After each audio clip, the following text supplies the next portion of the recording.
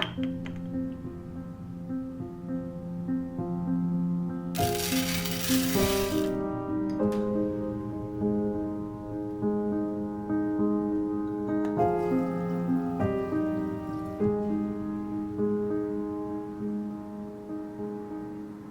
there everyone, I hope you're all doing well. Today I want to share with you my base recipe on medicinal syrups. This has been a very long time coming, and as of right now will be the final part of my base medicinal recipe series.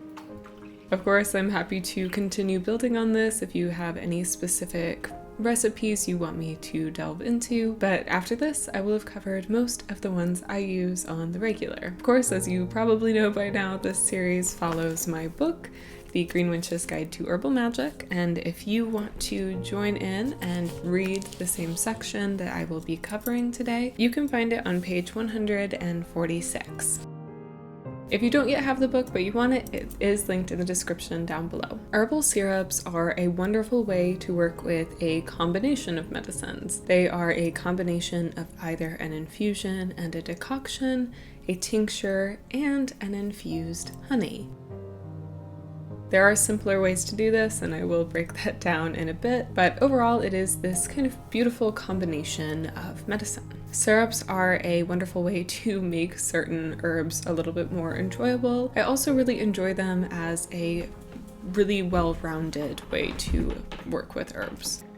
But before we dive in too deep, I want to talk about today's sponsor, Skillshare. As you know, I am someone who loves to forage and work with plants, and I also love to grow plants, but living in an apartment makes this a little bit tricky at times. So I did some looking and I found a class on indoor gardening. This is something I've wanted to delve into for ages now, and I've just never really known where to begin. But with classes on Skillshare, it has become something easy and achievable. Skillshare is the largest online community for creatives, with thousands of classes led by industry experts across film, illustration, design, freelance, productivity, and more. Skillshare can help you take your work, hobbies, and passions to the next level. Beyond just classes, Skillshare also offers learning paths, which are curated sequential collections that allow you to master a specific skill all in one go. I've been exploring their classes on film and video, creative careers, as well as crafts and DIY. Each of these categories offer classes that I've been deeply enjoying, and so many more that I can't wait to sink my teeth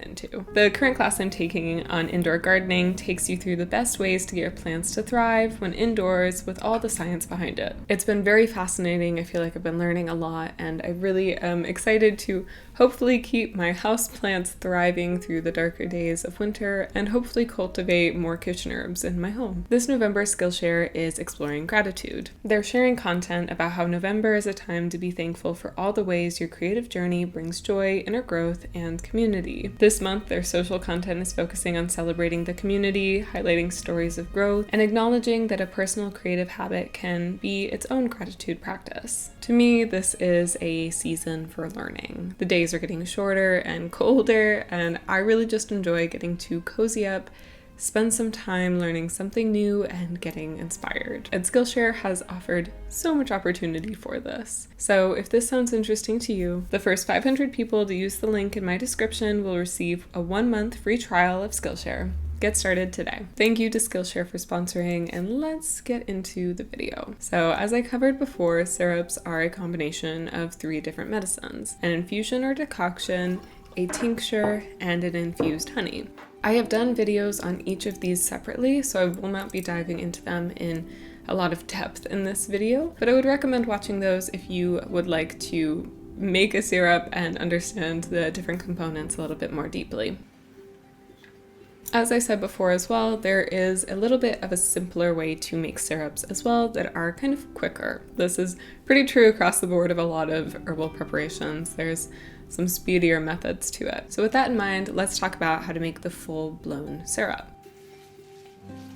To craft a well-rounded syrup, as I've now said in a broken record way, you need those 3 components: the tincture, the honey, and the infusion or decoction. Each of these take a different amount of time to craft. The tincture and the infused honey I typically would recommend you make at the same time and allow to infuse over the course of 4 to 6 weeks. Both of those are so simple to make and should be relatively easy. You can do it in a matter of minutes. But because it takes 4 weeks for these to set, it's important to kind of plan ahead. I very regularly make elderberry syrups. I really enjoy them, especially this time of year. And so I often have the honey and the tincture started right away at the start of the fall season. As you know from the videos on these, this is a very active process though. Over the next 4 to 6 weeks, you'll need to visit them, kind of shake them up or flip over the jars just to make sure that it's infusing well. Once this time has passed, everything is fully infused, then it's time to make either your infusion or decoction.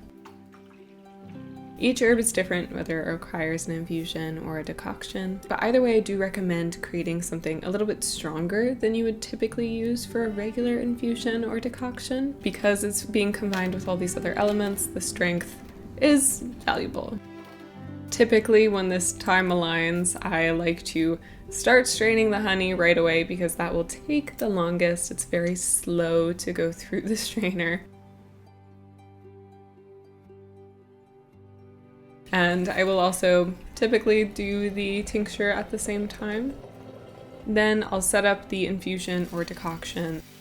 And while that's going, the rest of the ingredients are being strained. Once your infusion or decoction is done and has cooled completely, make sure to strain it and then combine each of these 3 elements together. You can combine them in a separate bowl or vessel or in your final bottle, whatever you prefer. I kind of go back and forth, it kind of depends on the preparation, but if it's in the bottle, it's pretty easy to just shake back and forth and combine fully there. Then you have a syrup. It's as simple as that. Well, there's a lot of work that goes into it, but in the end, it's pretty quick. I do recommend storing syrups in the fridge. They'll last a little longer there. The alcohol does make it far more shelf stable though, so it should last for about a year or 2, though I typically do go through them much quicker than that. Now, if you want to make a syrup in a single day, you can do this. In this sense, you're omitting the infused honey and the tincture, but you are still using honey, and I do recommend using at least a high-proof alcohol as well, just to make it a little bit more shelf stable. In this sense, it isn't as potent as the other style of syrup, as it is lacking the 2 other infusions, which are able to extract more and varying properties from the herbs. But it's great in a pinch, and it's useful for making something that maybe doesn't taste very good on its own. Either it's a little sweetened by the honey, or it can be useful for increasing the shelf life of a regular decoction or infusion. Infusions and decoctions by themselves really only last for about a day, but when combined with honey and combined with alcohol, their shelf life expands. The ratio for each of these preparations is 1 to 1 to 1. So typically I do 1 cup of an infusion, 1 cup of a tincture, and 1 cup of honey. So feel free to add a little bit more honey if you need to sweeten it up some. And with that, that's how you make a medicinal syrup. Really, this is more reliant on the other videos and the other methods, but I do think it's worthwhile to understand the timeline of crafting one and also the important elements of them, which really is just making sure you have each of those different components, whether infused or not. Personally, I adore syrups. I use them in my practice very frequently, and I find them to be a really wonderful, giftable kind of medicine. A lot of people enjoy elderberry syrup or a rose syrup or a chamomile syrup, and they can be made for a variety of purposes. I personally really enjoy them for colds and flus, or something to kind of aid with soothing the throat, or a cough. They're very good for something like that. I also enjoy them as a daily tonic. I think they're great there. And sometimes they're just fun and tasty. So feel free to experiment with it and make something that is inspiring to you. And with that, this is, I think, the simplest video I've shared on the base medicine series here, and I think that's a good way to close out this series, is to bring a lot of what I taught about together to one. If you want me to teach on more, I am really happy to, so feel free to comment down below any other forms of medicinal preparations you may be curious about. I would very much love to delve into them. I will still be continuing my base magical series and sharing more of those base recipes. And of course, I will be sharing all of the regular things I still share here.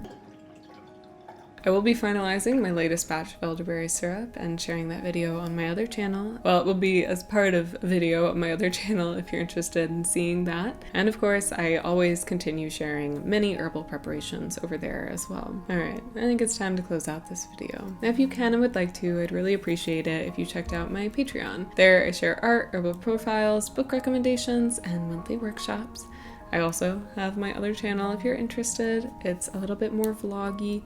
I share more day-to-day life, magic, herbalism, all of those good things. And of course, I have my book. All of these are linked in the description down below if you're interested. I hope you're all doing well, and I can't wait to see you again soon.